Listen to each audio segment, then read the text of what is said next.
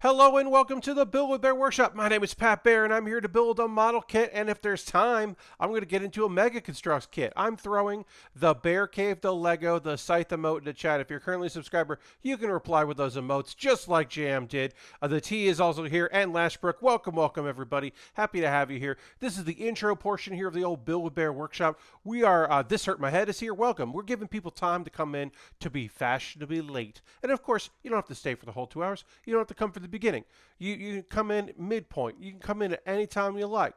But we do like to give people the chance to come in because they may have forgotten the stream was starting at 9 p.m. Eastern, or perhaps, as I say often, you're an East Coaster or you're in the middle of the country, you're out west, and 9 p.m. Eastern is not 9 p.m. for you. But I hope you're all doing well. Tonight, we're going to hopefully wrap up the Extreme Gundam type Leos Eclipse face that we got right here.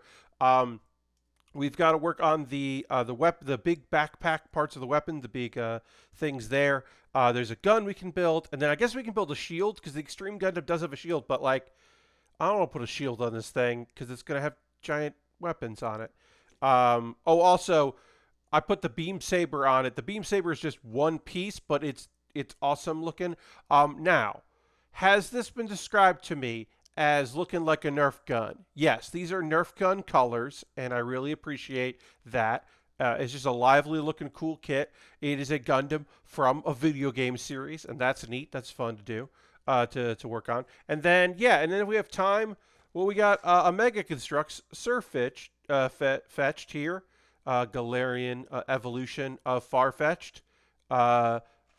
Just a quick little thing. I think this is 84 pieces. This should be a fairly quick build. I haven't done a Pokemon kit in a while. This was sent by someone who would like to remain anonymous, which is lovely, off my wish list. So we will be building that next. And then after that, I don't know. My $10 patrons are voting currently on what they'd like to see next. So I should hopefully know that soon. Tonight also, look, we're going to talk about like anime in the second hour because that's a thing that happens here on the stream. So we will talk about anime. We're also going to talk about a couple of E3 things that happened today. Oh, Bobby Dice Roller just subscribed to Tier 1. That's 11 months. Let's throw the Bear Cave, the Lego, the Scythe emote in the chat. Bobby, that's 11 months. That's almost 1 year. Thank you so much for your continued support. I appreciate it very much. It is, what was I going to say? There are E3 things that we can chat about tonight. I watched Future of Play, which was a 17-minute direct thing, part of Summer Games Fest. That was very cool, and there are a few things that stand out from that.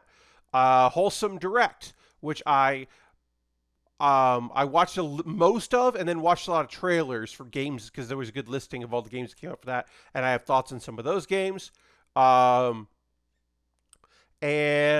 also the Ubisoft Forward, their direct thing. I didn't watch because I don't really give a shit about Ubisoft games. Now, do I love Eric Pope with all my heart? One of my favorite people in the world who is an employee of Ubisoft? Yes. I do love Eric very much. But Eric works on games I don't care about. And hey, Aristvan, welcome. I was at work all day, but watched the Waypoint stream and kept unmuting it when I could. Hell yeah. Highlights of the day was Waypoint playing Fast and Furious board game for sure. Oh yeah, in between stuff, some people were playing things as they like kill some time. I know that I have not watched people's coverage of E3 much. 2 days ago on Thursday, we'll get in the building soon. Happy E3 to all. You didn't miss much from the Ubisoft thing. Yeah, I mean, look, I went and did. I looked at some write-ups about it, and I picked out 3 things that I want to say about that. So we'll get to that when we get to that. But yeah, I haven't been watching people's coverage of E3. The most I did was Loading Ready Run did the co-stream of the Summer Games Fest Jeff Keighley thing, and I watched that because I like Graham and Paul talking over stuff. And it was just 2 people. It was 2 dudes. And I like that because we really, honestly, like, um, so this is not to make fun of him. I love this about him. But a wonderful thing about E3 coverage is Brad Shoemaker trying catching himself attempting to shush people so that he can understand what's being said because maybe he didn't, sometimes he wouldn't hear about all the games that were going to be at a thing before they got announced. He would hear about some of them, but not all of them. So if something came up that he wanted to know about, he'd be like, wait, what did they say? And you're like, Brad, that's not what you're doing. That's my favorite thing about E3. Coverage. I'm dropping some frames. I got a bad connection here. Hopefully this is going to pop back up in just a minute. Yeah, looks like it's okay. Sorry about that, folks. We had thunderstorms today. We had some bad thunderstorms, and it didn't necessarily affect me watching streams, but uploading is a different story. So hopefully we'll be good, and that was just a little glitch in the matrix, a little blip in the radar. Anyway, I'm going to retweet my tweet saying that I'm going to start building, and we're going to get into model kit building. Because it's time to get building. And we're going to talk about video game stuff. So, we're going to start by going... actually, before we begin... Hey, Julie, welcome. Before we begin, I'm pushing for this hard because I would love to see big numbers here. This is an event that's happening in July 16th at 8 p.m. Eastern Time. Join me, Ian Horner, and Heather Derry from Loading Ready Run as we talk about anime. Me doing a panel about anime? Weird, but true. It's called Pat Bear's Anime Club, yelling about the shows we love, and it's going to be us fusing about shows that we really think are great, that we would love you to see. I have made the promise to myself that I will talk about I'll talk about an anime that just came out that the people watching the stream, already probably can guess if I'm going to talk about a recent anime, what that might be. And I'm going to talk about an anime that I don't think I've talked about before. Yes, Pat Bear of League of Heels. I know that person. Yeah. So I'm taking part in PAX Online 2021, the East version of online, because the Seattle West probably won't happen, and they'll probably do another online show. That's my guess. This is just me guessing. I don't have info on that. But yeah, I include League of Heels because it's the thing I'm most known for at PAX. So I always include that. And it'll be pre-recorded, but I'll be in the Discord. I'll also be hosting it on this channel, so you can watch that. But I'm giving the hard sell on that because I would love the numbers to be great because I want to keep doing that panel at future conventions when we can have people in attendance. That would be neat. And to answer a question that was asked, I am not doing improvised postmortem because I don't think that improvised postmortem would work well via internet. I think you kind of got to have people at the table together in the room. And I want to hear the laughter from the audience. Thank you. Oh, I'm going to throw the Bear Cave Lego Scythe emote in the chat to thank Dugma. Dugma is 3 months. Thank you so much for your continued support. Appreciate that very much. You are on a 2-month streak, which is rad. Thank you very much for your subscription. Let's throw the Bear Cave Lego Scythe emote and thank, Dugma. All right, so we've got the saber. We got the body complete here. Now it's time to work on the weapons and the like, and we start by doing 2 sets of. So the pods on the back here. I gotta go and got to go ahead and ban this thing. Gotta ban this account. Hitting me with some spam. Boom. Oh, and hitting with the other spam person. Gotta go and ban. They're hitting me in triples. I got 3. That is usually you only get 1 or 2 of them. Yeah, yesterday we got 2. Today we got 3. Does that mean, hey, where do they come from? So my guess is that since I've added that they often search for tags, I am now, it could be the creative or the IRL or that I'm in Makers and Crafting. Most likely, the newest thing that people are hitting is I have put myself in the tag for LGBTQIA+, as I am part of the A. The A spectrum. And so I decided to include myself in there. Um, and I think that might be why I am suddenly getting more spammers. Um, and they have like a threshold of how many viewers they hit. That is my guess. They could be hitting everybody, but yeah, we got that. All right, so we're gonna work on the pods. There are 4 pods, two sets. One converts into a big weapon. The other is just there for show or to match, I guess. So we're gonna start with that one. And I'm gonna go through my thoughts on. So we need F1 or F1, 3, and 4, F2, and F1, 3, and 4. Great. So we're starting with these pods here. So we'll get these out. We got to add some stickers to these things, which is fine. And then we will combine some parts together, slap some things on here, make it look great. Okay, so Future of Play. Which was from Glitch. Glitch are a collective. They are making content, working with creatives, working with indie developers to basically, to be like a collective to highlight people and showcase things. And they did this like 17-minute direct as part of the Summer Game Fest or Summer Games Fest, whichever that is. I can't remember. All right, so 3 and 4 go together like this. And we got to put a sticker there. We'll get this far, and then we'll put the stickers on.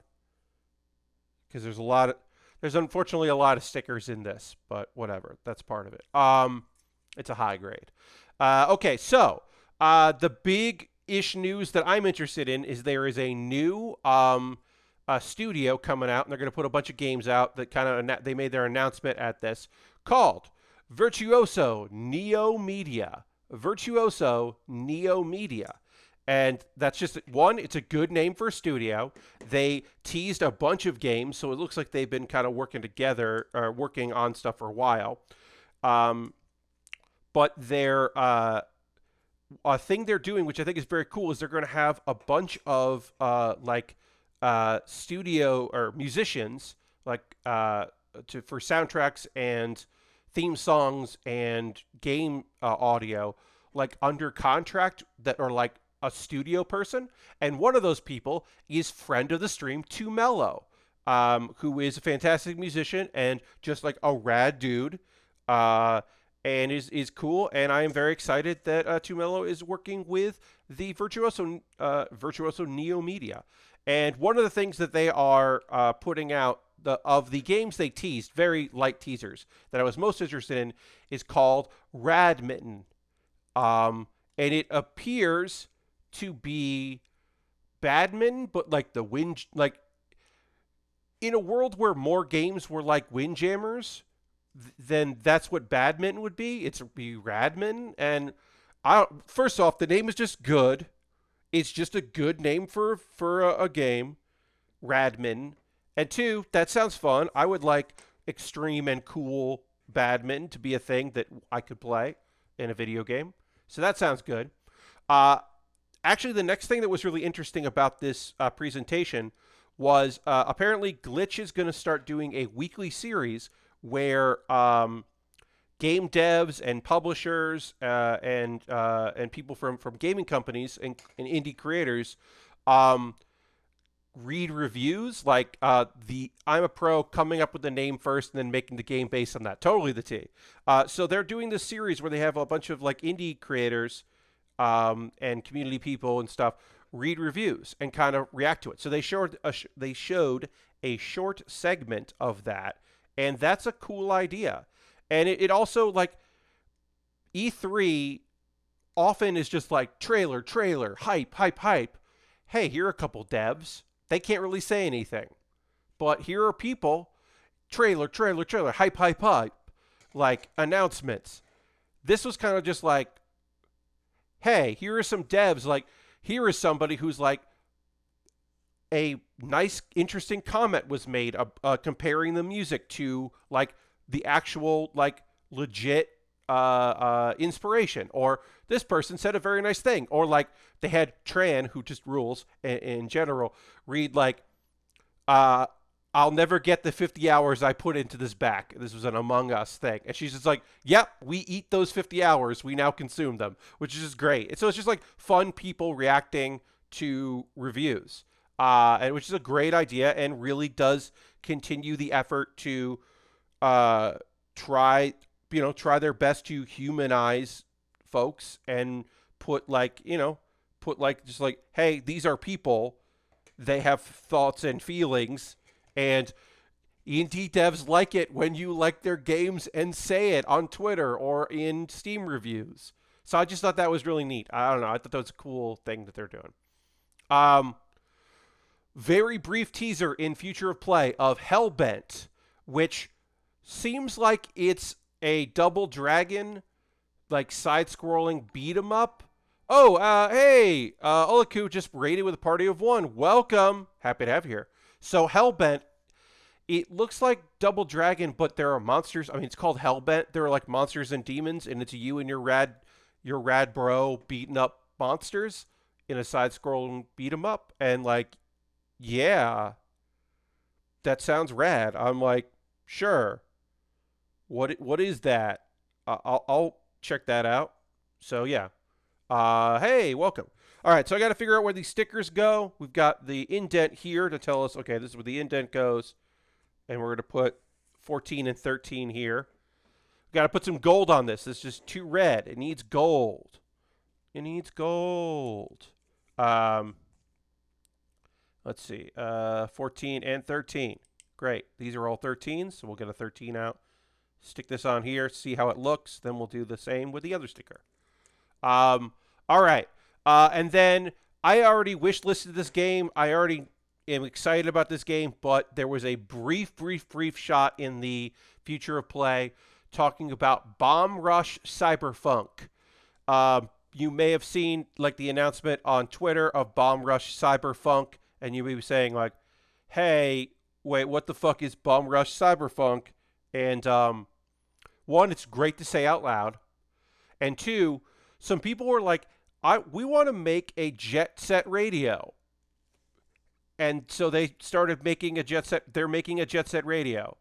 And then they got the guy that composed all of the music for Jet Set Radio to make a song and possibly more, but at the very least a song for the game. They went and got the guy to make the thing, which is rad.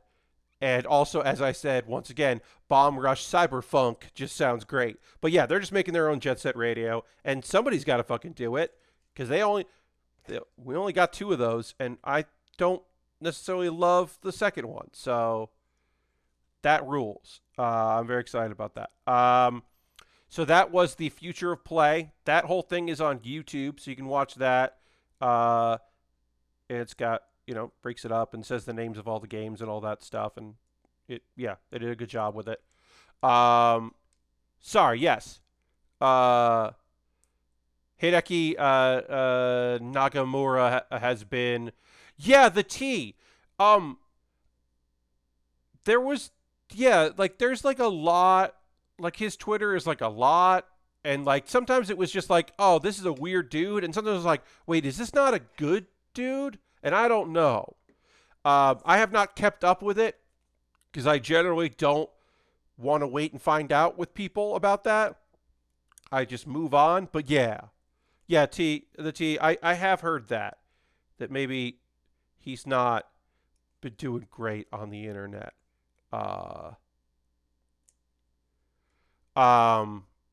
Okay, so then we're going to talk about the Wholesome Direct. The Wholesome Direct. Hey, check that out. Lots of great games announced. I'm only going to talk about some of them. I'm not going to talk about all of them. Maybe there's some that you saw in there. I totally understand the T. Like I haven't done the legwork on that, but I have certainly heard a few things. All right, so Wholesome Games. Now, there has been some controversy about what does it mean to be wholesome? What does it mean? Like, why is this a label that's important? What does it fucking matter? These aren't real games, all kinds of shit. I wouldn't want my game to be called wholesome. Well, good, don't call it that then. That's fine. Oh, and then the mission statement of the Wholesome Games where they're like, hey, just so you know, part of being a wholesome game, like you can be a chill, lo-fi beats match 3 game, but if you have transphobia in your game, you're not a wholesome game. Get the fuck out of here. And some people were like, didn't appreciate that because they were like, it's not about politics, it's about the vibe of the game. And they're like, no, yeah, a wholesome game shouldn't make people fucking feel bad. That is part of the vibe. So there's a whole thing about it. For me, it's like the games that we saw all fit the aesthetic and fit in that label, and I think it's great. And the fact that they got to be showcased is awesome. Transphobia is not wholesome. Indeed, Aristophan. That's exactly it. It's like, look, if you can fit the vibe, but if your game is like hurtful, then it's not wholesome. Like even if it is like aesthetically pleasing, if it's like conceptually garbage, then you're one, it's garbage, and two, you're garbage. So like, yeah. You know what? I'm going to be honest with you folks before we get into the wholesome direct that I really like. At first I was like, I don't get the need for calling games wholesome, and then you explained that and I'm like, yeah, I'm on board now. Yeah. So like maybe wholesome isn't the right label for it exactly. Oh, I'm Debbie2. Nice to meet you in the wild. Hell yeah. Welcome, welcome. Yeah, nice to meet you as well. So yeah, the wholesome thing was really just like people who would art. Honestly, what it is these kind of collectives, these kind of group things often start because people like start comparing and contrasting games together or lumping games together of like, well, if you like this, you'll like that. And you know, if you like these devs, you'll like these devs. And it was kind of just the understanding that like, yeah, if you really like Snacko, the farming game that where you play big city kittens, big city cats that move to a small town and are doing. If you like Snacko, which is coming out, then you might also like Bear and Breakfast, where you're a bear trying to revive a failing resort. You play a cat, one of 2 cats that move to a small town, and you're doing a farming simulator, and 2. You're playing a bear, an actual bear who is trying to revive a now failing resort and help out the town. You might like both those games if you liked one or the other. They both sound very wholesome. So like, yeah, let's talk about those games, and maybe people will be like, oh, this sounds rad. So the Wholesome Games Direct, I think is a fantastic thing because it opens up, just people having a chance to learn about some stuff. Learn about some games. So I'm going to talk about a few that I really thought looked great. Comedy in games is very hard, but I think comedy in indie games, small indie games, has the advantage because it's usually only a couple writers. So you either click with it or you don't. And so I'm willing to give Bird Problems a chance because it is, they described it as like a situation comedy where you are a bird just like kind of trying to figure stuff out. It's called Bird Problems, and I just like the name. It's like an awkward bird sitcom. So yeah, Snacko, as I mentioned, is a farming game. Big city kitties. I really like that. It's like, oh, these cats from the big city coming here. I just really like that. There seem to be a lot of games that are coming out where people were like really inspired by Stardew Valley to also make their Harvest Moon games. It took a few years for the Stardew Valley likes to come out because it turns out it takes a long fucking time to do that kind of a game. But now people are doing it because they're also inspired to do it, which I think is rad. Pekio is a game about making tea. You own a tea shop in a town that is full of cats, and that sounds great and chill. And so I want to hear more about that. Skatebird is a game that has been on my radar for a long time. You're a bird and you skateboard. And yes, is there going to be a hawk named Tony in it? I'm sure there is a hawk named Tony in it.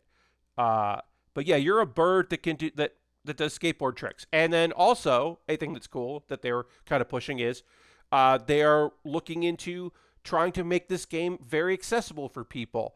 and trying to have at least modes, if not the whole game, but modes or options for people that will include less inputs needed to do tricks, which is awesome and a thing you can focus on if you're an indie developer that you may not be able to focus on if you have if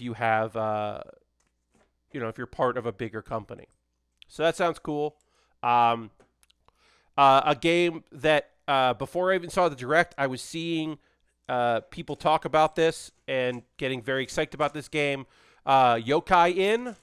You are running an inn, and you are making friends with spirits and doing all the other stuff you need to do to run your inn.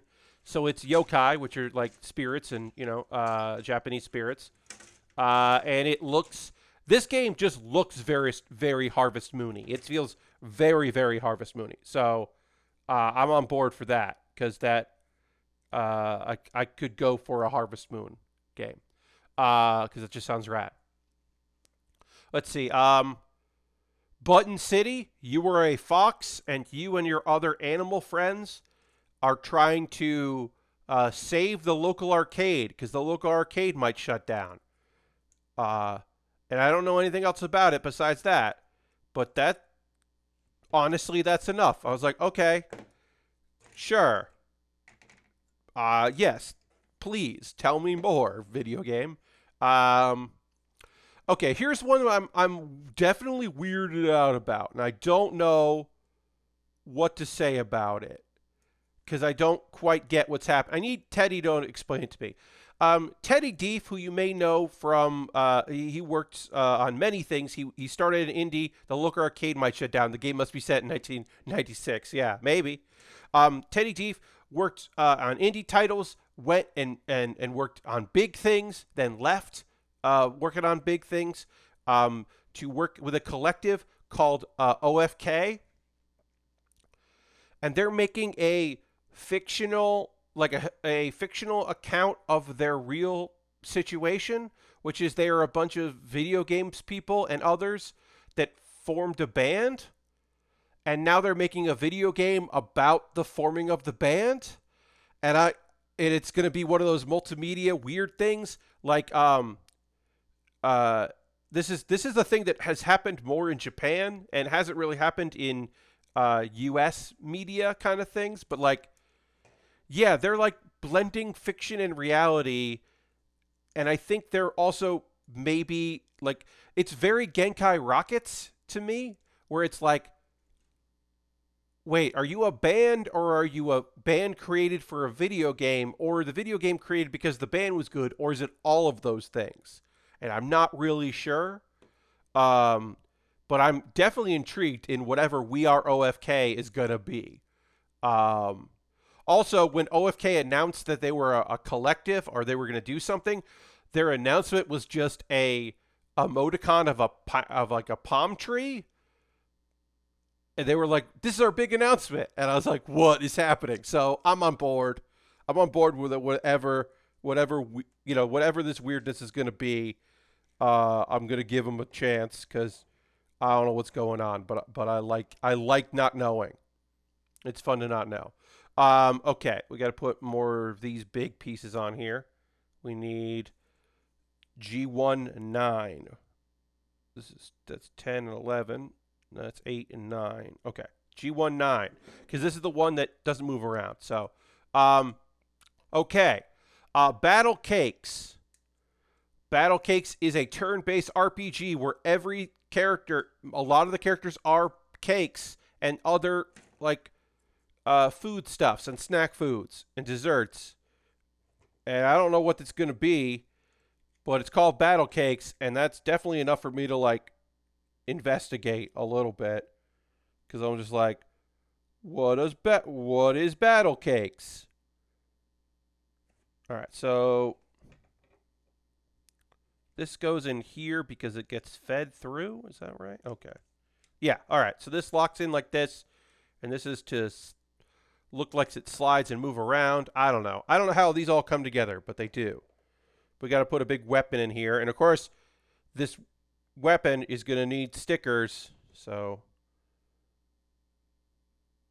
we need the other G19. Do we get... Wait. Build 2 sets of these. Okay, so one of these gets one thing. All right, great. I'm getting this now. Sorry, folks. This got a little confusing, so I apologize. Bear and breakfast. I already talked about that. You're a bear trying to revive a resort at a vacation town, and that sounds great. That just sounds good. I don't know what else to tell you about that other than like, yeah, sure, okay. All right, so we need to build this here. We're building something that goes in this barrel here. And then... Oh, we got another secret about that. Goldie is now following. Thank you for the follow. Appreciate that. Welcome, welcome. Happy to have you here. Okay, Soup Pot is a cooking game that just looks great. It's just... there are other recipes besides soup. Soup is not the only thing in it, but it is one of the things in it. And I'm like, okay, Soup Pot. It just looks lovely. It just like, I don't know, it just looks really great. I am certainly interested in Soup Pot because I also, part of it it's not just about following a recipe. Apparently it's going to be about showing your creativity and doing what you're looking to do. And like, I don't know, there's something in there that's going to be responsive to that. I don't know how that works. I don't know exactly, I don't have exact information about that, but it does sound rad. So I am interested in learning more about it, and I know people have been really psyched about it. Let's see. Paparazzi. Paparazzi is a game where you take photos of dogs. You are a paparazzi focusing on dogs, and that just sounds great. I mean, that just sounds great. I don't know what else to tell you. If you're like, no thanks, like, all right, we're different people. All right, this is one of these stickers that's got to like bend and fold over things, and I'm not exactly excited about getting this sticker to work right. Again, it's a high grade, so you got to do some of the work on your own. But all right, that looks good. Okay. I think I got that looking all right. Just trying to get this patted down. Whoops, nope, that doesn't look perfect. One of these stickers where you gotta like bend and fold them, and it's just like, okay, I hope I can make this look good. Kind of fucking with me on there. All right, that looks good. All right, so that was all about the Wholesome Direct that I have to say. So now I can talk to you about Ubi Forward. I only have a couple things to say about Ubi Forward because I just don't have a lot to tell you about Ubisoft. So I will say I am excited for other people who are excited about Rocksmith Plus. More Rocksmith is great for people that really like Rocksmith. The fact that you can use your phone so that you can have like acoustic guitars and non-amped music sounds great. A subscription model sounds great for people that want to keep using it. It sounds rad and cool, and I'm excited for folks, and I look forward to seeing what people do with that. I am also excited to watch people play Riders Republic, which is an open world-ish kind of like X Games, like lots of different vehicles for you to use, and that sounds cool. I don't have a lot of further information about that, but it does sound cool. So I hope that people that goes real well for people, because I don't know. The last Rocksmith had a special cord that used for the game, so the phone is very cool. Oh, great. The submodel is nice. No, yeah. You can also use the phone to record your amp setup, so no more fancy USB cable at all if you want. Yeah, that sounds very cool. Like I said, I just looked up information about it. I didn't watch it because I'm not a big Ubisoft person. Like, they're just not putting games out that I'm super interested in. So I didn't watch the full thing. I just kind of looked up what people were talking about it. Um, uh, you just bought Final Fantasy 14. I understand, Lashbrooks. Yeah, you gotta prioritize. I get it. Um, but yeah. So let's see. Okay, yeah. So um, I'll watch streams of Riders Republic and see people like doing cool stunts and tricks, and yeah, that sounds neat, but not something I'm necessarily going to play. Uh, I bought Mario and Rabbids a while ago, and I guess I should play it sometime. Probably. Also, yeah, that's the other thing. Um, Mario and Rabbids Sparks of Joy. If you ever wanted to see Mario dual wield pistols, laser pistols, this is the trailer for you. It's bonkers that I just said that out loud. That's a true statement that in this trailer there is a shot of Mario like cocking two weapons. Like that just happens. Okay, so why does this not want to connect? What am I missing here? What am I missing here? Is it not down far enough? No, that looks okay. This is supposed to go and clip in here. And it's not. I don't know why this isn't connecting, folks. It should. Why is this not working? Oh, there we go. Got it. Had it on wrong. But yeah, here's a big weapon that comes out of it. But yeah, it's all very weird. Mario and Rabbids is a game I wanted to like more. Yeah, so this one sounds like they've taken out the turn-based and made it more like area-based, like running around it within a certain area. That's what it seems like. I can't tell you for sure because I did not watch the full trailer, but that is what it certainly appears to be.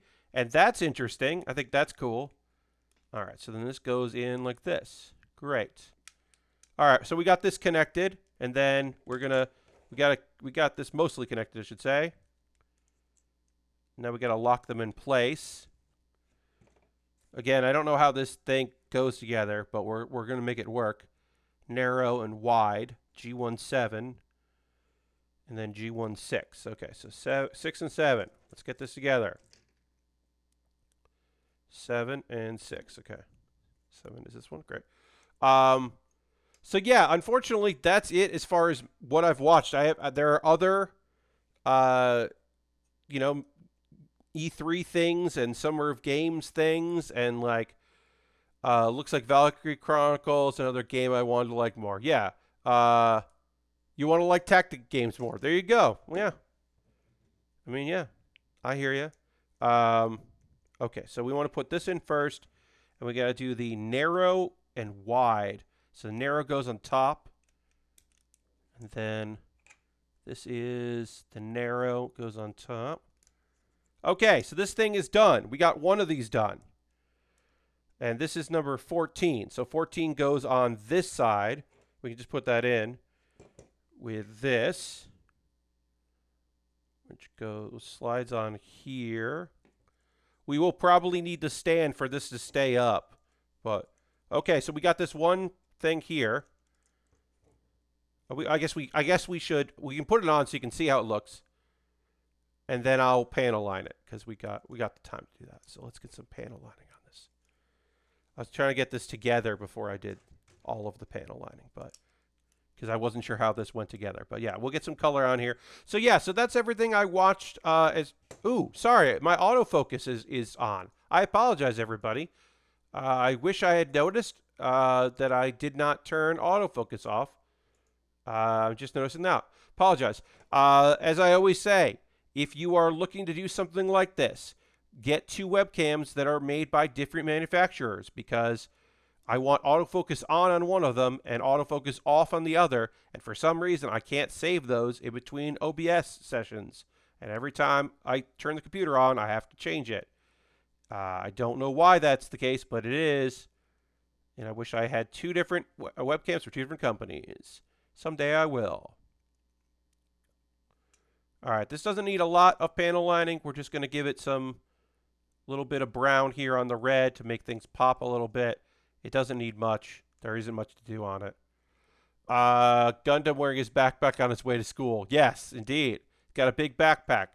He should probably get one of those roller packs because just like a lot of stuff in here. All right, so we'll just hit these things there. Hit that there. This doesn't require much panel lining, as I said. Just a little bit here and there, just to kind of spruce it up a bit. Just like that. And yeah, we can hit the quick and dirty. All right, then I'll just go around with my eraser, clean it up. So yeah, has there been anything you've been seeing like today and 2 days ago that got you excited, that like was just like, oh yeah, this is cool, I'm excited about this? Like, I don't know. I did not watch, and I'm so glad I did not watch the Koch presentation, because that was apparently not an E3 presentation. That was apparently it was an old school E3 presentation in that it was for investors and as a marketing tool, as a recruitment tool. And I am so glad that I did not watch that, because it seemed like a complete waste of time. For a consumer of video games who is excited to hear about new things that are coming out, it was a waste of time. If I was a game developer looking to send my resume out, it sounds like it was rad, and that would have been, yeah. I mean, it's not it. Before the days of live streaming, E3 presentations had like they would open and close with big announcements, but they would mostly be PowerPoint slides. They'd be PowerPoint presentations for investors and for people who are, they'd be there for big wigs at GameStop to go, yes, all right, well, it seems like we should be having some things there.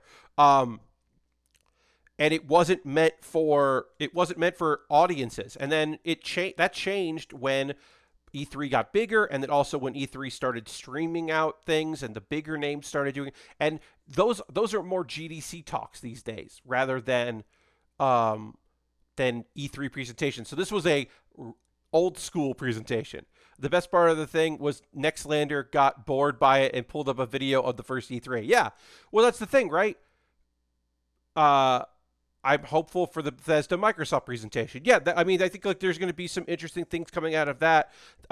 That's going to be a lot of like, oh yeah, that's a video game company.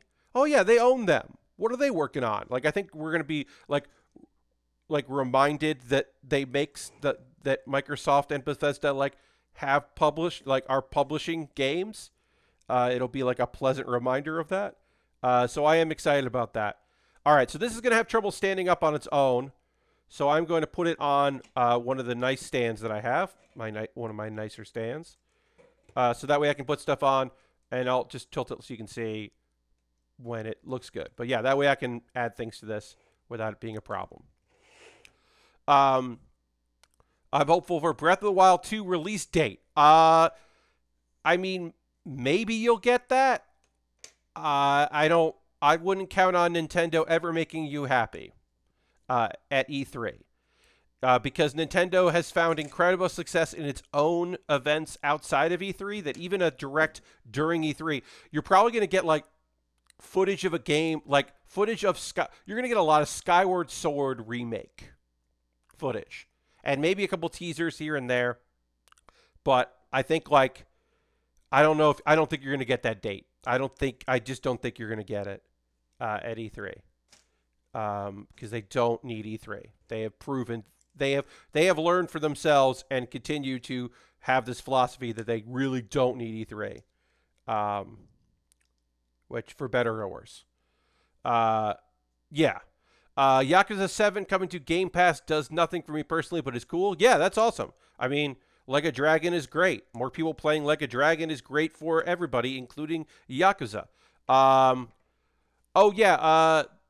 Another thing about Ubisoft, there was like Siege stuff where there's like they're really going hard on crossplay of like some of the streaming ones like Luna and Stadia will like work together, and then if you have it on like PS4 and PS5 will be able to play together, and you can't play with like Xbox and PS5, but you can like move your character between them. You just can't do cross play. It's like they're trying, like Ubisoft is trying their best with that to like really push as much as they can, and of course they are mostly going up against the fact that PlayStation doesn't want those things to happen. Um, yeah, the only thing I'm kind of hoping is that maybe a new Smash character reveal. I'm not even a huge Smash player, but I always seem to get excited. Yeah, that's fun. I don't know if we'll get that. I don't know if they're gonna continue to put out stuff for a Smash, or if we're just gonna wait for that, for the next console or the next Smash game to come out. I don't know if we're getting more. I don't pay attention to that community, so you'll have to forgive me. I don't have more info on that. But yeah, hold on a second. Sorry. Just check this message here. Okay, that's fine. That's cool. Ooh, that's a neat thing. Great. All right, getting back into it. All right, we got to put this together. This is similar to the last one, but not fully similar. The stickers are all the same, so I'm just kind of going through that.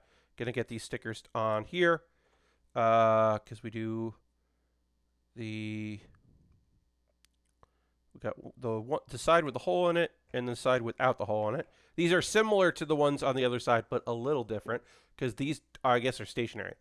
There's a season pass for it, so yeah, there are still characters left to reveal. Oh, there you go. See, the thing I don't know. I did not know that, and that sounds cool.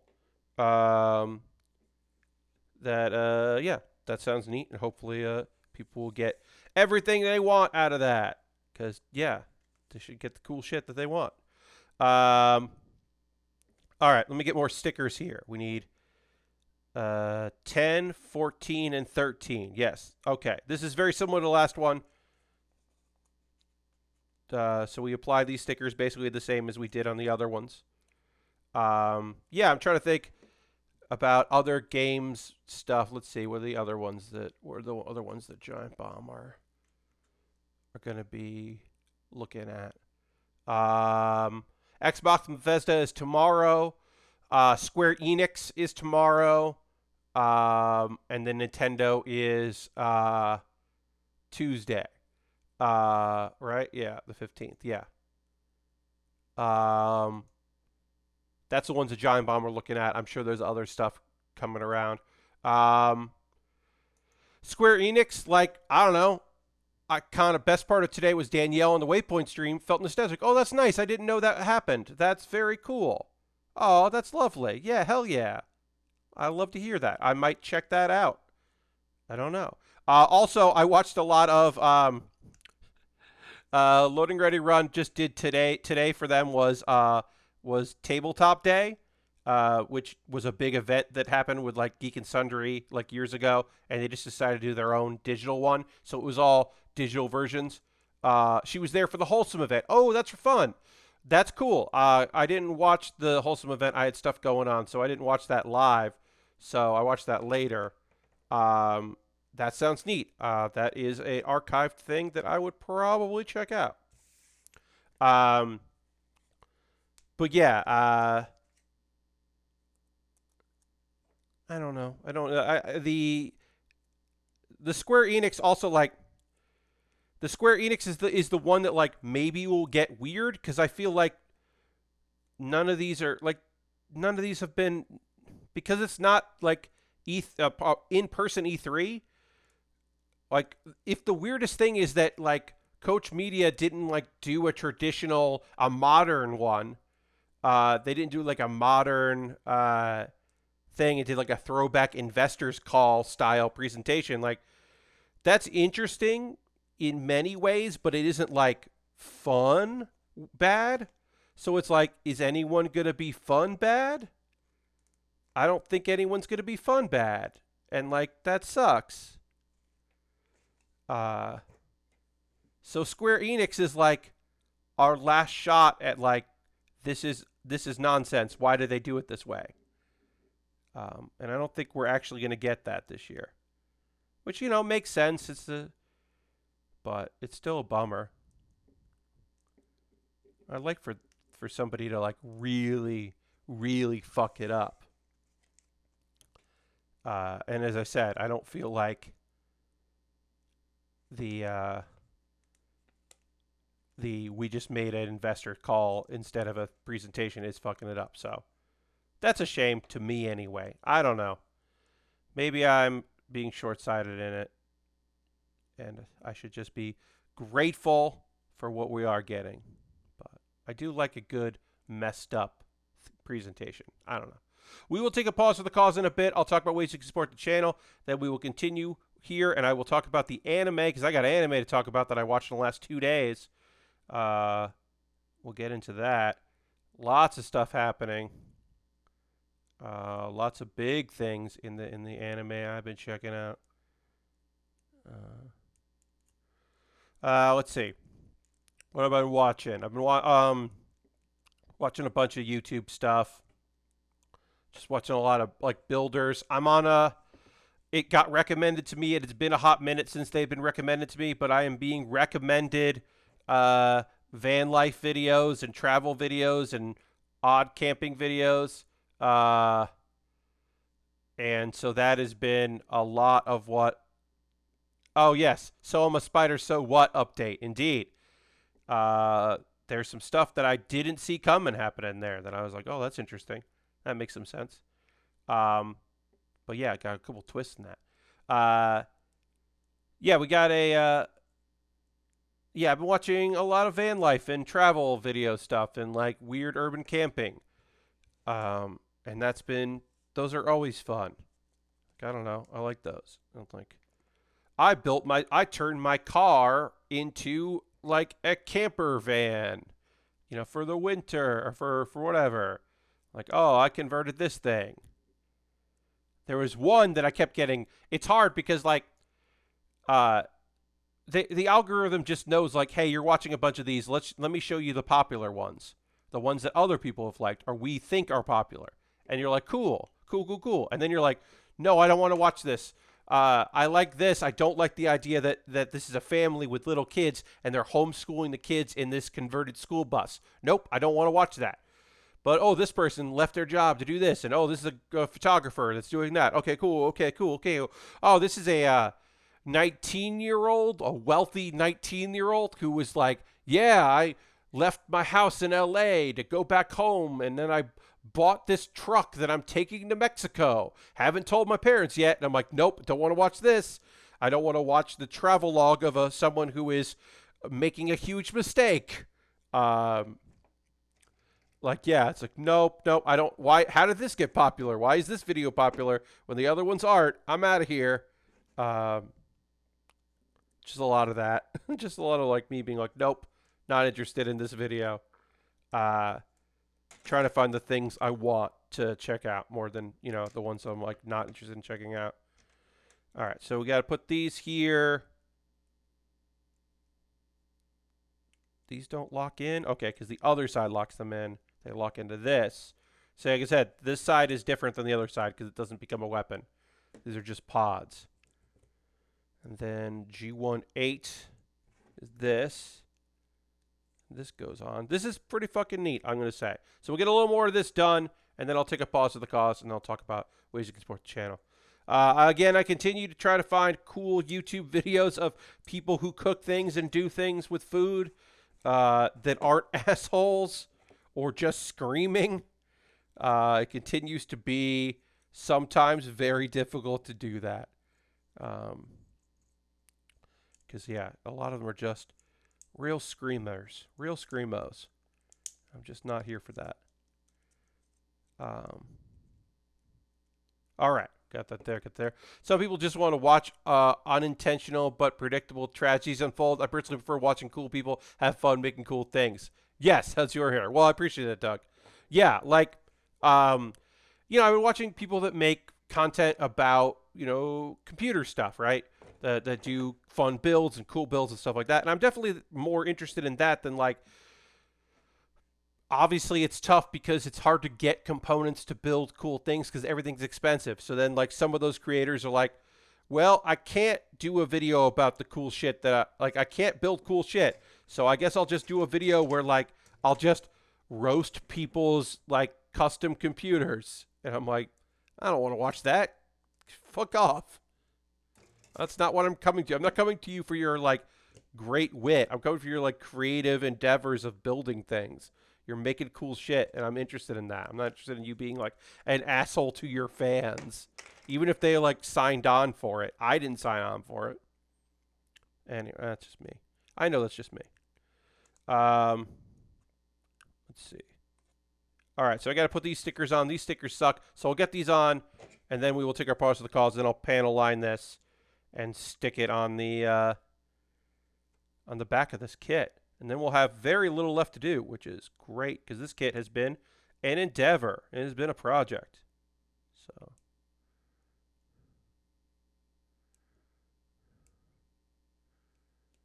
Oh. Okay, so we'll get that on. Good. And then, yeah, and then we'll take a pause to call soccer ways you can support channel with some anime. And we'll wrap this kit up. We'll get close to wrap this kit up. And then we have, of course, we got to work on our next thing, which is the Sirfetch'D over here, which will be a fun little project. It's been a while since I did a Mega Construx and did a Pokemon, so excited about that. But yeah, I got to get this sticker on here. Yeah, I'm just trying to get caught up on stuff. Like I said, I was trying to get caught up on things I worked on. Did some projects here in the yard. We had rain later today, so that was annoying because I was trying to get some stuff done. But yeah, I'm just doing some yard projects around here. I had to do a lot of cleaning. In July, the first week of July, my great uncle is traveling. He usually travels here every year, but didn't last year for obvious reasons. And so he is looking to come down, so I'll be able to see him. But like, I'm just trying to get some stuff done before he gets down here, just to make life a little easier for him and for me. So I got like a to-do list of stuff that I am trying to do, and so hopefully I'll get that done soon. But one of them involved cleaning some stuff that had a lot of pollen on it, and I wore my mask, and I still kind of feel like junk. Yesterday I felt like junk. Oh, also yesterday, a thing that happened yesterday that was pretty cool that maybe you saw was I played Chicory on stream. I did a kind of somewhat random bonus stream on a Friday because I didn't get to do a bonus stream on Wednesday, so I did it on Friday. Yeah, and I played Chicory, and that game is fucking great. I knew it was cute. I played the demo and really liked the demo, but like that's just an adorable video game that's just very fun to play. I highly recommend it. And I believe that it is on sale. It is lower priced on Epic over playing it on Steam. But yeah, that's just like a lovely video game. And it was really fun to play it on stream last night. So thanks for everybody that tuned in for that.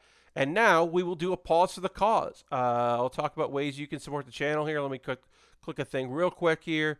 Just checking this out. Oh, got a couple retweets. Appreciate that. A couple people liking what I'm saying.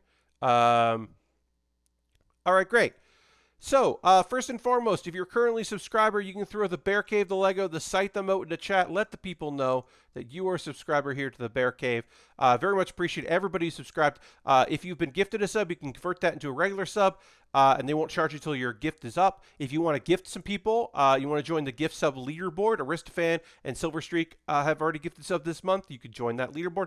Bits and coins, always appreciated. If you got that gaming token, if you got your Amazon Prime link with your Twitch, you have that Twitch Prime gaming thing, and you can use that. So it's like money, but it's not money.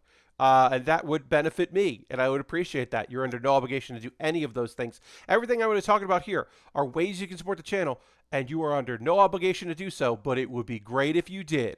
In addition to having subscriptions here on Twitch, being an affiliate on Twitch, I have a Patreon. My Patreon is patreon.com/PatBear.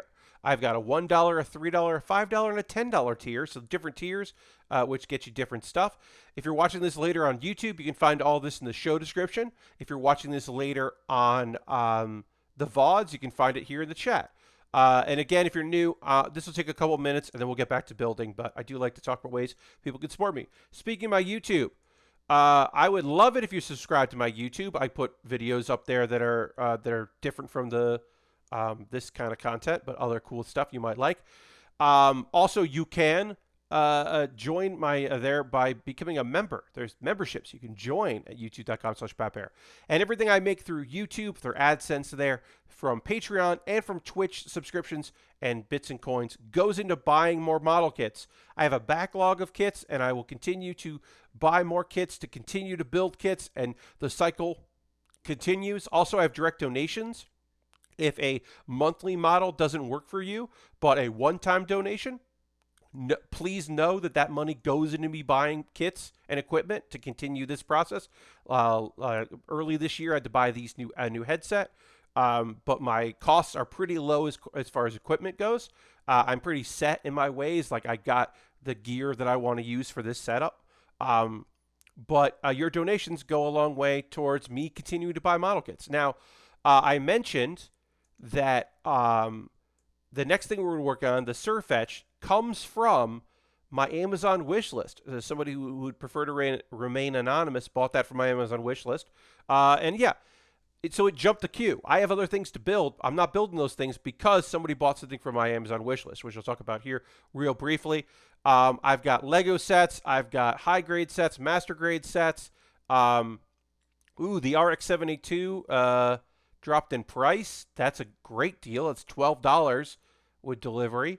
If you buy something, it comes to me in the mail. I shoot a video about how you bought something for me, and then it jumps the queue, and I build it. Yeah, some good deals on model kits out there and Lego sets. And the Hello Kitty thing is basically on sale right now, which is great. That you're building a Hello Kitty and an SD Gundam, and then you can combine the SD Gundam and the Hello Kitty to make a Hello Kitty Gundam. And that's just a good little bit of business. But yeah, bunch of different stuff coming down here. Some expensive, some not expensive. And I would be happy to build anything on my wish list if you wanted to buy it. And there's also some gear at the bottom. But yeah, that's just some stuff that you could purchase if you're interested in. And like I said, I'll shoot a video about it. We will get back to building very soon. Don't worry, folks. USA Gundam Store. That's the alternative if you don't want to do Amazon. Now, I don't have a wish list at USA Gundam Store, but you could buy a gift card there, and you could send me a DM with my gift card. My birthday's coming up. Just hint, hint, nudge, nudge.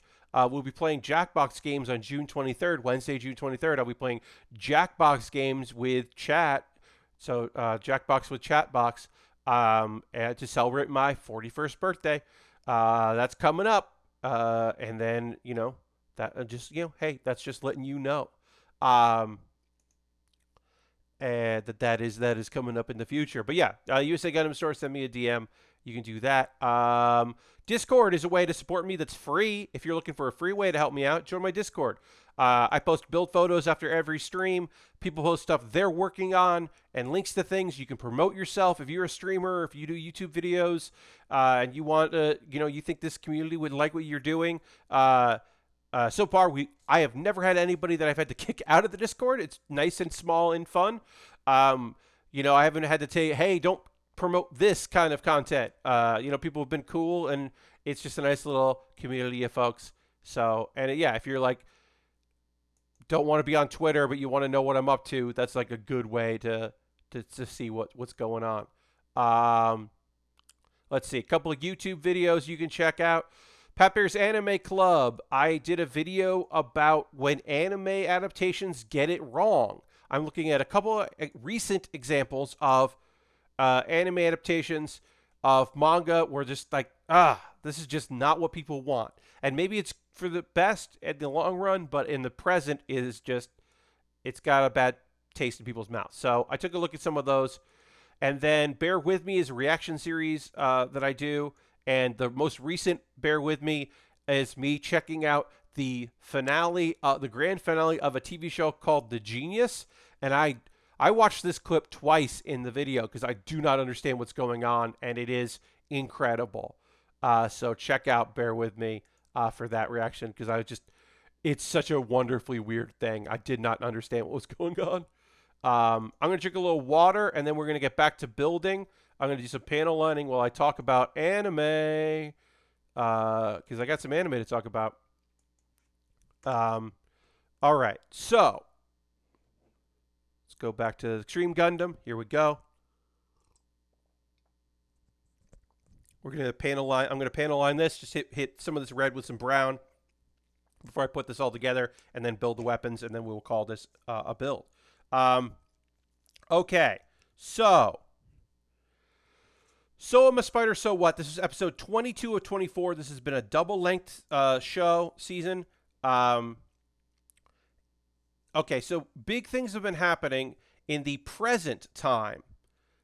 There is a war breaking out where, in league with the demons, Hugo, who is an isekai kid, there's a lot of isekai kids. Hugo is leading some humans, most of whom he brainwashed, some of whom are just evil, to go and attack the elves, who have their own issues, but in this case are helping the heroes that are trying to stop all this. So they are at least in league with the good guys if they're not good themselves. And it's been dramatic. There are other isekai kids getting involved. It's a whole thing. Also, because it's a big battle scene with a lot of characters, the CGI is fucking awful. This show has okay monster CGI that blends with the digital animation of the characters. Like the main character, who is a spider, her CGI model isn't bad, and her digital model, I think, is great, and so that's kind of fine. But they had to do CGI for some of these characters, or the big battles that are happening, and it looks fucking bad. Well, also in the past, because there's some time jumps in the show, in the past, this our main character Spider, who is a girl that was she was a human that was isekai'd into a spider. We're dealing with her past and dealing with like what's going on with her. Well, there's a big old battle that's happening.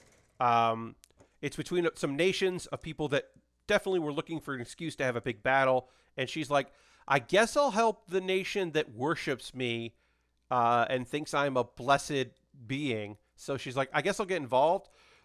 She is also interested in fighting because the XP gained for defeating humans is way higher than low-level monsters. So she's like, oh, I'll get a bunch of XP, and I'll help out this nation that possibly a war is happening because they support me. So I guess I'll get involved. And she makes easy work of a bunch of humans. There's still some left. And then, the Demon Lord shows up. This is Ariel, the Demon Lord. We have heard, we've seen her a bunch. She's not, I'm calling her the Demon Lord because she is. In the future timeline, she is in charge of all the demons. She has taken over running things. She is like, this war is ostensibly her idea. In the past timeline, which is where we're at now, she's not really the Demon Lord yet, but we're going to call her the Demon Lord because it's just easier to say that. Okay, so we have guns here, folks. I'm building guns. Hey, Dirty, welcome.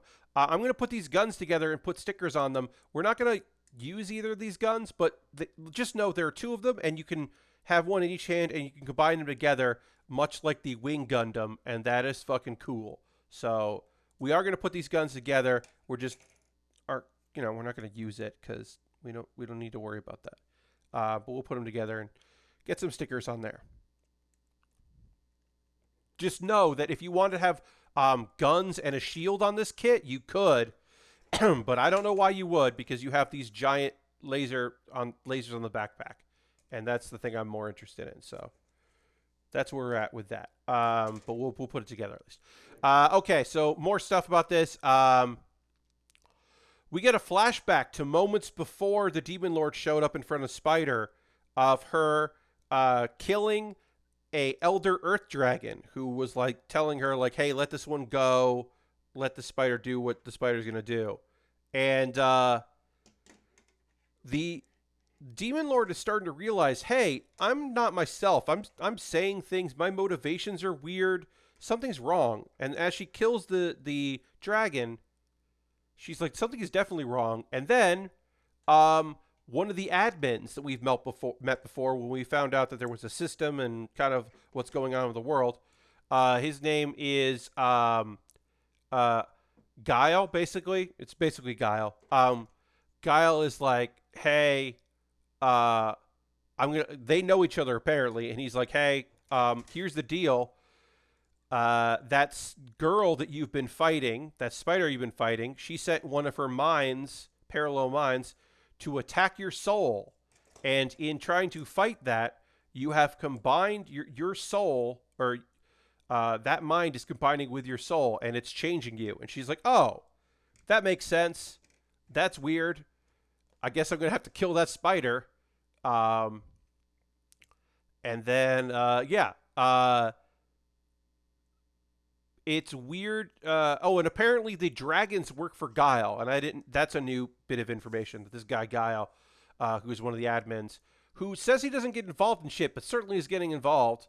Um, he sends the demon lord to the spider's location. I think he definitely just needs the spider to die because the spider is completely upending reality, and this is his attempt to prevent that.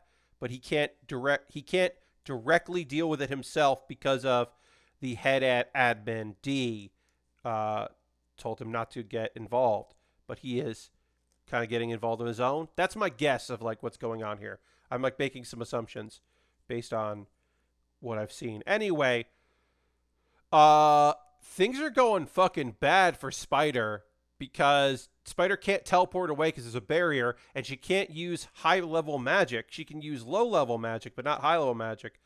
So she is at a huge disadvantage, and also the Demon Lord can heal.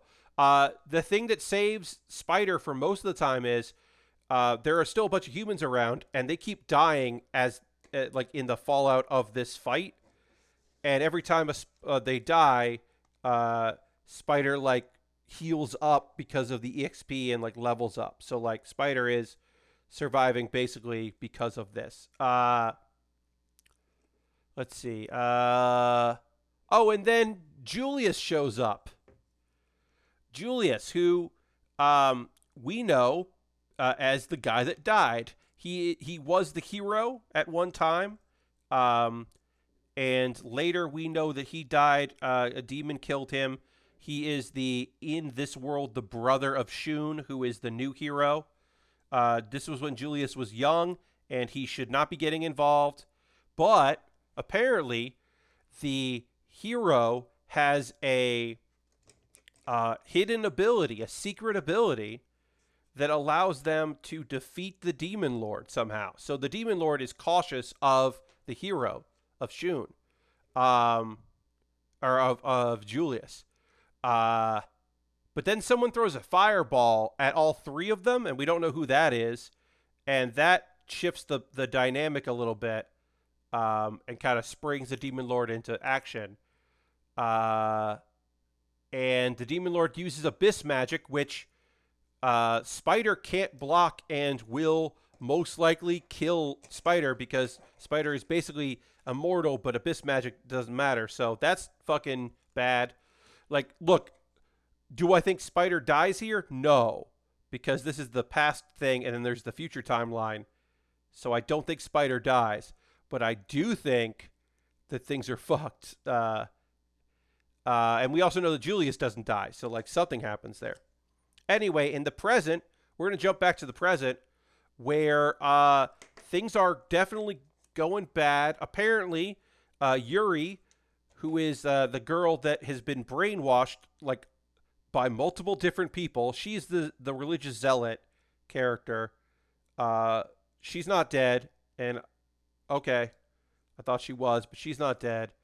There is a weird thing with Hugo where he doesn't recognize one of the new Isekai kids because there are a couple people that show up that weren't at the school, and he doesn't remember them, which seems odd. It seems like he should remember them, but that's not too surprising because he's definitely under the influence of the Demon Lord. In fact, that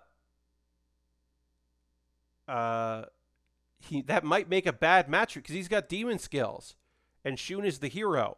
And so, like, there's two things. One, is this the Demon Lord's way of trying to get rid of Shun because she doesn't want to face that? Or do they, is this like, I don't know. I don't know what this is. I don't know what this battle means. I mean, obviously Hugo's being used and manipulated. Like, that's clear.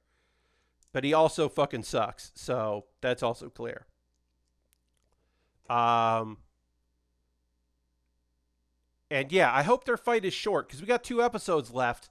And of the 2 things I care about, the Shun Hugo face off and the Spider Demon Lord face off, and maybe finding out who Spider is in this current setting, the thing I care about like more is Spider's fight. So I would like to see where that goes. I mean, I have my theories. So it's pretty. I think it's pretty much set in stone who Spider is in the future timeline. But yeah, yes, don't care about the humans. Only Spider matters. Like Dogma, there's like some things that are kind of interesting, like trying to figure out who the unaccounted for human, the reincarnated kid is, because like we met one of the two missing ones, and he is like clearly working for the church or somebody. He's working for an old man, so that's why I assumed it was the church. Like that's kind of interesting. Like having that character show up, I was like, oh, that's kind of cool. But that isn't as cool to me as finding out like, yeah, what's going on with Spider. Like, yeah, I kind of want to know, like, is it one of the other demon characters? Is that the other human? What's going on? What's up with D? That is something that I'm like, that's interesting to maybe find out. Yeah, there's just a bunch of things that I'm like, I'd rather find out about these things than, hey, what's the deal?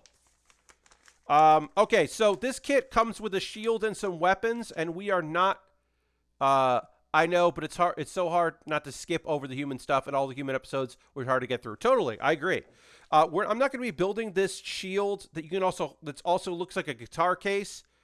Because, you know, it's Extreme Gundam, Radical, so it also comes with a gun that kind of looks like a guitar, and the shield that also is like a guitar case. And it says basically, assemble to your preference. Like, literally, this kit is like, I don't know, this came because this was the Extreme Gundam. You know, it's a modified Extreme Gundam. So, like, it's got that thing if you want to build it. And I don't want to build that. What I do want to build is this big gun. I want to put this big gun together. That's the thing I care about more than anything else. So, we're going to do that. All right. We are episode 11 to 12 of those Snow White Notes. And things are getting fucking cool as hell in here in the story. Things are picking up in ways that I was not expecting. All right, so I'm gonna take a photo of this kit with the weapon things here, and I'll show you what it looks like. Hey Harold, welcome. Happy to have you here, my friend. Thank you for the bits. Appreciate that. 25 bits from Harold. Thank you so much, my friend. For that, appreciate that as always. But yeah, so those Snow White Notes, at the end of the last episode, we had a thing where one of the guys, one of his strings broke, and it was like, oh fuck, that sucks. And he pulls through. He keeps going. He kind of modifies things to his sound to keep going. Like, and the audience, like, he wins over the audience because, like, they're rooting for him. Like, you know, this is the guy that, what's his name? He's got kind of like a puppy dog look, Takumi, and they're, like, behind him. And he does a great job. But he's definitely going to get hurt in that because the judges are going to dock him points because he's not, like, you know, he didn't take care of his instrument. Certainly. So, yeah, he's going to lose points for that. Okay, and then this is going to go... How does this work? This pops out. Ooh, big gun. It's time for the big gun, folks. So, as you can see, you definitely need something to keep this from just falling over. And so we do have a stand here that we can put this like this. Like this, yeah. So now we have a big gun with that. And we can take this off its stand to kind of have this stand up on its own. But anyway, this has a giant gun. So now it has a giant gun. And we can put the giant gun on the stand. And that's just nonsense. This is wonderful nonsense that I love very much. This kit is just bizarre in the best ways. It is a little hard to keep the side things on when you have this big weapon here. But yeah. I feel like there were a real giant robot also wouldn't be able to hold the gun upright. Yes. Like it would definitely be running into some problems. So we can do this. Oops, we can have it kind of stand up on its own. And then we can take the stand that it came with and put that here. And that's how it would stand with this giant nonsense gun. And then I'm going to take a photo of this. And then I'll take a photo of it with the beam weapon. And a different version of that on the stand. So we're going to do that, and that's going to do it for this kit, basically. And then we'll work on the next thing. Anyway, the music so it would be in space. You're right. So it's in space. So it's cool. Everything's great. Yeah, it's a space mode. I gotta pull back so hard to get this in frame, and then you take a shot like this. You can see big old gun. I'm taking like a bunch of different shots of this. And then we can pop this back to that. Oh yeah, use the shield as a gun mount. Yes, I do like that too. Yeah, that is neat. Okay, so then we'll just kind of clip these things back together. Do that. And then put this on a stand here. And then these shoulder things flip back like that. Those Snow White notes is incredible. I highly recommend it. I wish that the middle kind of drags, and once we got into these like other characters, the other musical performances, it really opens up and becomes something that I can easily recommend, and I think is thrilling and fantastic. But it does start. I think the show just kind of starts weak, or it starts with a really strong premise, and then it takes a long time to pay that premise off, and now we're having it. Basically, at the end of this episode, we're going to have, and yes, I know that I just put my passcode in, and I am going to change it. Do not fucking worry. I do believe that I just showed my passcode here for my phone on stream as I went to open it up. I am aware of that, and I will go and change my passcode where you cannot see me do it. Want me to ring the bell? I will ring the bell. But yeah, I'm going to go and do that now. So I'm going to go over here. Going to do that. But yeah, I just realized that I had this screen up as I was doing it. So going to go ahead and very close, Dirty. You were very close to it. But I'm going to do that. Okay. And yeah, I'm over here. Nowhere near, no reflecting in my eyes as I put in my new passcode.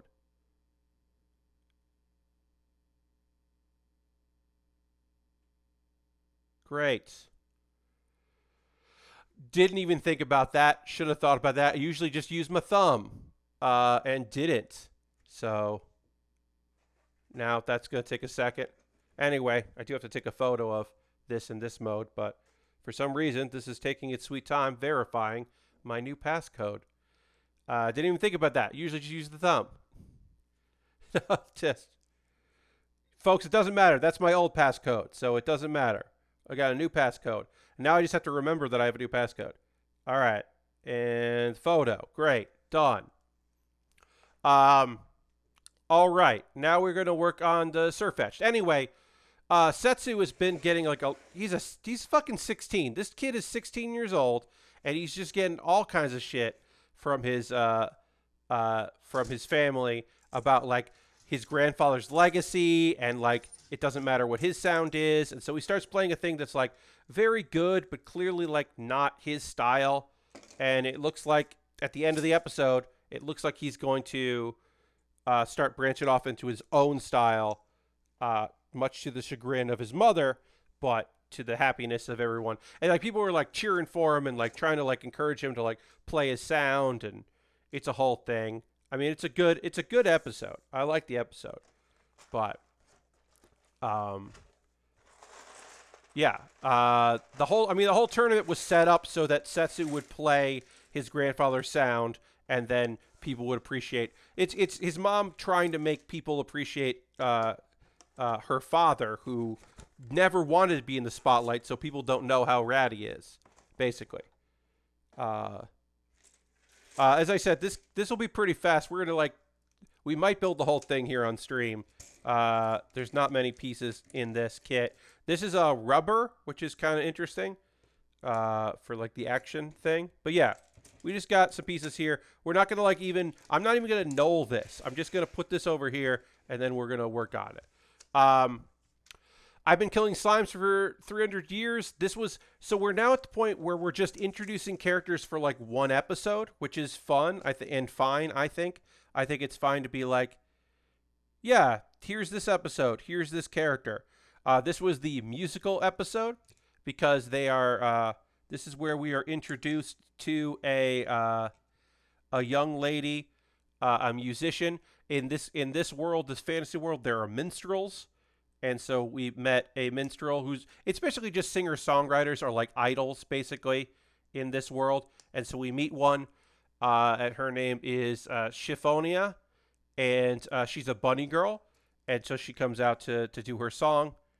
And her song is fucking like heavy metal. She does like a heavy metal tune that people do not like. So with the way the promo pic has the Farfetch'd looking directly in the camera, makes it look like they're really pissed at me specifically. Oh yeah, this Sirfetch'D knows what you did, Lashbrook. This Sirfetch'd is like, I get you, I know. So just be cool, everybody. If everybody could just fucking be cool, then we won't run into a problem with this Sirfetch'd. So that's just like something to think about, everybody. It's just like, everybody just do your best, because this Sirfetch'd is fucking onto us, and they know what's up. Okay, so so we know how to put one way and two the other. Okay. Wait, how does this look? Doesn't matter. Okay. I've been killing slimes. Yeah. So it turns out she plays death metal, and the village isn't interested. She's like actually not doing well. She even plays so hard that she hurts herself and passes out. But because she's very hungry, so she comes. And of course, she gets taken care of.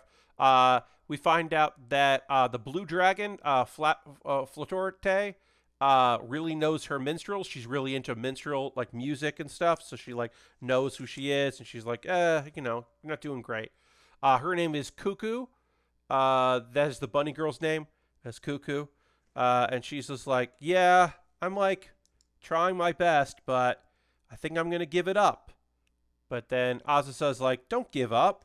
Like, you got this. Like, follow your dreams. And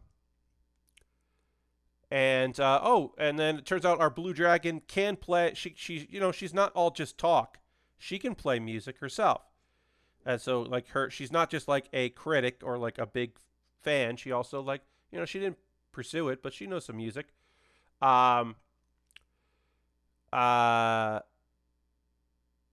To help Cuckoo, all of the ladies, all the girls are like, hey, we can help you write lyrics. And they all present, this is one of the cutest things in this ever in the show. So they're all like, did I not? Okay, yeah. I put the wrong thing on here. Sorry, buddy. This is the wrong part of the face. So that happens when you're not paying attention. You almost put the wrong face on. There we go. There's the face of our friend. That's what we need. And then we need this for the eyebrows. Gotta put the eyebrows on. Then we need this piece here so that we can put the face on. Anyway, so all the girls present their lyrics, and they all look like the beginnings of karaoke music videos. Just the little tracks. And the slime girls, I think, have like a really wonderful song about nature that is just like very cute and great. And then my favorite is Rosalie sings this like depressing ballad about like how she's dead and how lonely she was being stuck in one place for so long. And she's like, but I'm happy now. Like everything's okay. But it makes Cuckoo realize like, I've been talking about all this like death and stuff, but I'm like I this isn't my experience. I'm gonna like try it out. I'm gonna try to be authentic and perform as me. Um, and Beelzebub stops by for a visit. Beelzebub is a high-ranking member in the demon realm, who has taken a liking. She's mostly coming because she just thinks that the slime girls are great and wants to go hang out with them. Because she's love. She's the best. Anyway, she's like, yeah, I want to hang out. Hey, play me a song. And we don't hear Cuckoo's song there, but it's enough that Beelzebub is like, hey, you know what? Why don't you come perform at this festival that we're doing in the demon realm? It's a big fucking deal. And they go to support, and Cuckoo is fucking scared as hell about doing it, but she does, and she plays this like song called Thank You, and it's more like folky, like rock singer songwriter stuff, but it's great. And like you see all the demons and humans and all kinds of stuff in the crowd, and there's like a big brawny like fighter type that is like crying, which is very cute, and people are just like very affected by it. So people really like it. So she's getting offers to do shows at the Capitol. Looks like things are going to go for her. She gets one last bit of advice from Flattery. Uh, uh, and it's very nice. And it was just a very cute episode. This character who was like, we're at the point now where we're not having more girls move into the house for any length of period of time. We're done with our cast. The family has been built, and now we're just like meeting other cute characters, like all the slime people we met the last episode and various other things. Now we're just like filling in the blanks with a bunch of like mini adventures, because this was episode 10 of 12, so I don't think, we're also at the point now where I have not read the manga at this point. We have passed the point where I stopped reading it. So this is really interesting for me because I'm like, I don't quite know everything that's going on. Like, I don't know what's next for this show. It's a very cute show. It's very light. If the big thing about Isekai that you don't love is the whole like harem action adventure stuff, like look, oh, hello. If you don't like the big action adventure isekai, but you do like the idea of like a character going to another world and having a fun time and meeting cool characters, and you want a show of just like a bunch of cute, fun ladies interacting, then I've been killing slimes for 300 years and maxed out my level is a fun show. So I would recommend it. And the last anime I want to talk about that I watched today, because I'll talk about My Hero Academia tomorrow. Because I have not watched today's episode. Or I'll talk about it on Monday, I should say. I have streaming next on Monday. Welcome to Demon School, Iruma-kun. We have finished the third. Well, let's see. So this is a long series. I think it's going to be like 21 episodes. There was the first major story was dealing with Amari and something that happened to her. The second story was Iruma going through his evil cycle and that having an effect. And now we're starting a new chapter, and that new chapter is wait. Wait, I did this wrong. Sorry. The next chapter that we're dealing with is Iruma does bad at tests because if you don't know the story of this show, it is a character. Iruma is a nice human boy who was sold to a demon and is going to school in the demon realm, and he is the only human there, and he has to pretend to be a demon. Well, it turns out quizzes aren't great for a kid who never really went to school because he just had to work his whole life, and who doesn't know common sense about demons because he's a human. He is bad at studying, and he's bad at taking quizzes, and he literally does. He's doing the worst in the class, and even Clara is doing better than him, which is saying a lot because she is a nonsense character. She is a joke nonsense character. So the idea that he's not doing as well as her is like alarming. And he's like, oh no. and everyone's going to study hard. A bunch of them want to do well because if they don't do well in exams, then they have to stay for summer school, and they don't want to do that. So they're working hard so they can play hard later, which is honestly, that's good. Good for them. That they're like, no, we got to work hard so that we can play hard and get out there. It's like, okay. So there's a bunch of things of them like trying to help him study, and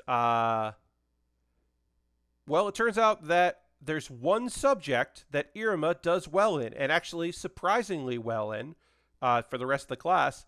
Iruma is very good at mythical zoology, which is the study of humans, who are somewhat of a mythical creature at this point because none of these demons have ever met humans. Iruma knows everything about basic facts about humans because he is one. And so he's like, okay. I hope you can enjoy by following along and seeing what we're doing here, working on the Farfetch'd. If you don't know English, I do apologize that is the language we're communicating in here. But I hope you have fun and you can still find some enjoyment as I put together this friend here. But yeah, so I hope you have fun, and yeah, I'm sorry that there is a language barrier. Okay, so we're gonna put this piece on there. Yeah, so he decides he's gonna sign up for an elective because he's like, well, this is a subject I can do well in because I know about humans, so I'm gonna study this. And we end with meeting the teacher that he's gonna take this elective with, who is just straight up scary looking, and his name is Ballum. And he's got a scary mask and bird legs, and he looks kind of human, but he's got like fangs, or maybe fangs, I don't know. He legitimately looks like a terrifying character in a otherwise kind of cutesy show. So I was like, oh no, I hope Iruma's going to be okay. All right, so we got this. Then we're going to connect this here. And that is the anime that I watched. Like I said, I'm going to be checking out My Hero Academia, the newest episode, tomorrow. Because I think that'll be fun. And yeah, finish. We're getting close to finishing stuff up. On the 30th, I will do a live episode of Pat Bear's Anime Club where I will on a Wednesday stream, and I will talk about the end of this season. Oh yes, Largo, you did miss those Snow White Notes updates. Yes, this episode was all about Setsu. We're leading up to Setsu's. We started Setsu's performance in this competition, and so Largo, I did like it. I mean, it's easy to be very unhappy with. Oh, thank you, Janmi 2 Duo. Welcome. Thanks for the follow. It's very easy to to understand where Setsu's mom is coming from, but also to be very mad that like he was vibing. He was like doing fine, and ooh, I put this on wrong. He was doing fine, and then she had to like come in and ruin that. And so we don't like that. We think that's bad, obviously. I put this on backwards, so I gotta fix my mistake. How do I do that? Okay, so if I do like this, and I do this like this. Sorry, friends. These instructions are fine. I'm just kind of rushing through it. So I do apologize that I... Nope. All right, I got to go back here, figure out what I did wrong.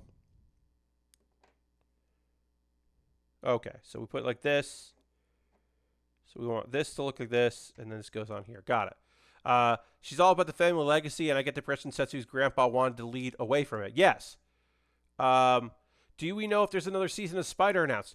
Dogma, I don't know that. I know that we are dangerously close to being caught up with the manga, so I don't know if they're going to greenlight more of the show.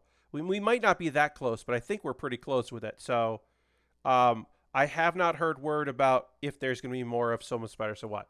Oh yeah. Um, oh yeah. I thought the 2 string solo. I thought that dude, like, props to him for keeping it going. I thought that was great.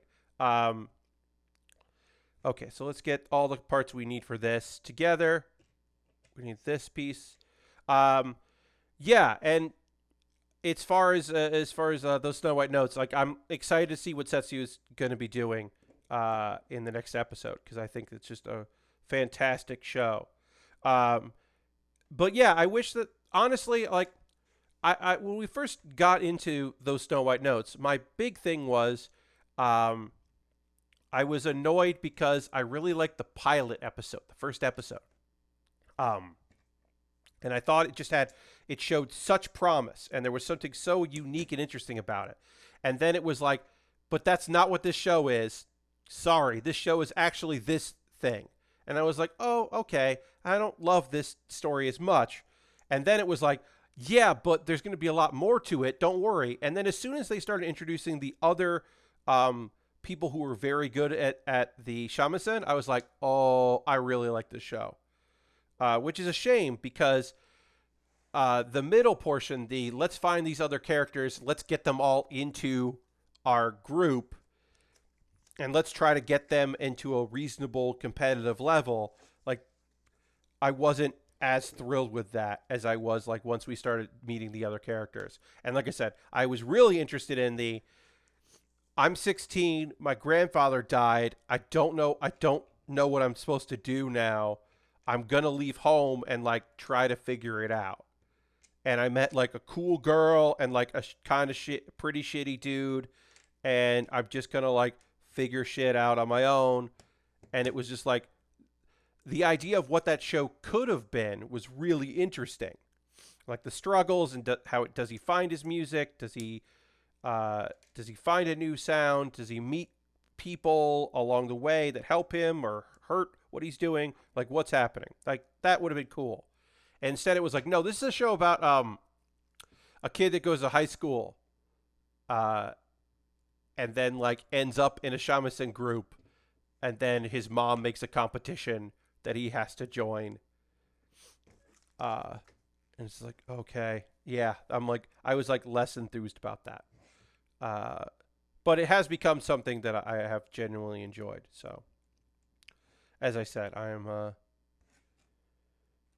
was happy I went along for the ride. And the music is incredible. The best soundtrack this season is those Snow White notes, by far. Like, there's no question. It's just incredible music. All right. So we got working on our weapon. We've got most of our friend done here. We are going to power through and finish. Yeah, the possibilities back when he was pre-high school were fun, but I see what you mean. Yeah, like, I just think, like, the possibility space was so interesting, and I was just, enthused about what it could be. And then when I found out what it was, I was less enthused, but I have come to like it, especially once they introduced the other characters, who I wish had kind of been there the whole time. Um, but it's like, if the only character who wasn't very good at the shamisen in the show was Sakura, the young girl that works at that works with her dad, like, I think I'd be fine if she was the only, like, non-incredible character or non-shamisen player. But instead, we've got a whole lot of, like, other kids. Like, he was giving grimy shamisen concerts in Tokyo instead of being in school or something. Yeah, if he was, like, trying to find his new sound, or, like, maybe he was, like, trying other instruments, or getting just, like, a job, and, like, because he's got to, he's going to try to figure out how to make rent and find people, and, like, or if his music could inspire other people that are trying to figure out what they're doing, like, to try harder. And he, whatever, works at a bookstore. I don't know. Like, that's the thing that the pilot was suggesting. That is what the pilot was, like, offering. And it really felt like that was a manga pitch. Like, someone, like, the creator wrote that pitch for the manga. And then people were like, it's good, but, like, what if you did a show, like what if you did something different? And that's where we ended up. Like that's what it feels like. I don't know for sure. And in that case, don't do the pilot, like don't animate that episode. Just start with like his mom showing up and like forcing him to go to school or whatever. To me anyway. That's just me. It's my thoughts on it. We're almost done with this thing, so we're gonna finish this off. Um, as I said, my next stream is gonna be on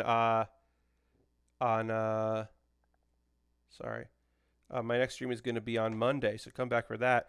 We're gonna be working on a new kit. I don't know what kit we're building on Monday, because my patrons need to decide what I'm gonna be building on that. Right now, I think it's gonna be the Jesta because that's leading for my $10 patrons, but they could change their other people could vote. There's the possibility it could swing a different way. But I think it'll be the Jesta, which I bought with money I got from a check from what do you call it?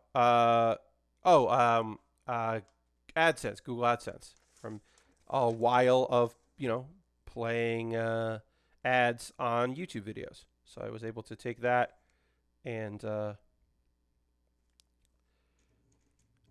buy something on Amazon, which I bought that kit. I wanted to buy a big expensive kit, and that's the one I ended up with, which I'm excited about. All right, so yeah, this thing came together really easy. These are inexpensive little Mega Construx, but it's been a while since I did one of these, so I was happy to do that. We got to put his tail on. Put their tail on right there. Yeah, tail on. Got our big leak lance. We got to get our leak shield. Our leak shield is, they just made one piece for the leak shield. The leak shield is just this here, which is fine. I think that's totally okay.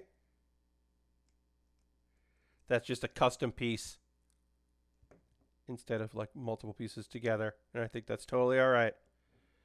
And all that's left is to build our stand, which is just this. They give you a little bit of a play set, which I like. But yeah, Monday, I'm not sure what we're going to be building. Like I said, I think that's going to be the Jesta, but if the vote goes the other way, then it'll be one of many kits. It could be that. It could be the Barbatos. It could be this Lego set, which is a 3-in-1. Or it could be the Earth 3 Gundam, which is not the Earth Tree Gundam, which on occasionally I think it's called the Earth Tree because I was reading it wrong, but it's the Earth 3. But I don't know. Could be one of those four. Those are the four options that my $10 patrons had the chance to vote on. So they could vote many ways. All right. So then we got this cool little set here. Building this on here.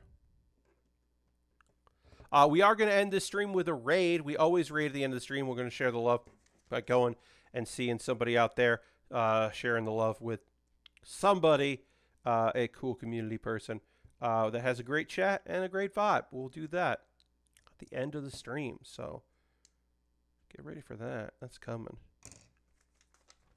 And that's it. A couple extra pieces. Oh, also, they always have a Pokeball that you can build. They always put a somewhat of a Pokeball in here if you want. And the thought of this is you could take this and put it around like your backpack like zipper. You could put this like through the zipper hole of the little tab and then have a Pokeball on it. Why they give that suggestion, I don't know. That's kind of funny. And that's it. You got a couple extra pieces here. Give you a couple duplicates. How does this actually... I don't know how this sits on there. Goes... Oh, you just put... one of the feet goes in here. There we go. That was fun. That was a fun way to finish off tonight's stream. Was a very quick Pokemon build. Mega Construx. This is an 82-piece Mega Construx kit. Nice and easy, nice and fast. Nice little friend that I will take a photo of now. And then we will go raid, because that's what we do here. Go on a raid. Put that Pokeball like that. That's cute. All right, let me get my phone out here. Take this photo. And then we'll go, we'll go raid. Oh, this thing's tall. Hell yeah. Does the spinny thing do anything? The T, it's just for show. It's just like an action thing. It doesn't do anything with the kit. But it does spin independently. I think it's supposed to be like, hey, it's like Sirfetch'D is doing a move or something. I don't know. I think they're just like trying to make it look like more active, more dramatic, I guess. But yeah, no, it doesn't really do anything. I think it looks neat. It's better than just having it hang out. But that is it. That is going to do it. We are going to raid, as I said. I'm going to go figure out who is still live, who is still active, and we can go give them some love by hanging out with them. Same. You're expecting it to be spinnier. Oh, yeah. Yeah, it's just for show. Let's see. Who are we going to go give a raid to? Xandra is currently playing a game, so we'll go give Xandra some love. Xandra, who made all of my emotes, all 3 of my lovely emotes. We're going to go hang out with Xandra, Vandra, out there, who's playing Astalon Tears of Earth. And I don't know what that is, so we're going to go give... It's still neat. Yeah, I think it's pretty cool. We're going to go give Xandra some love with a raid. So feel free to come along on this raid. Thank you all so much for being here. I hope you come back on Monday at 9 p.m. Eastern, because that's going to be fun. So I hope you come hang out for that. Monday, 9 p.m. Eastern. A brand new kit. What it is, I don't know yet. I told you some options. I don't know what that's going to be, but come along on this raid. I hope you have a great rest of your night. Hope you enjoy the rest of your Saturday. I'll see you on the next Build with Baer. You all were fantastic. Have a great night, everybody. Good night and goodbye.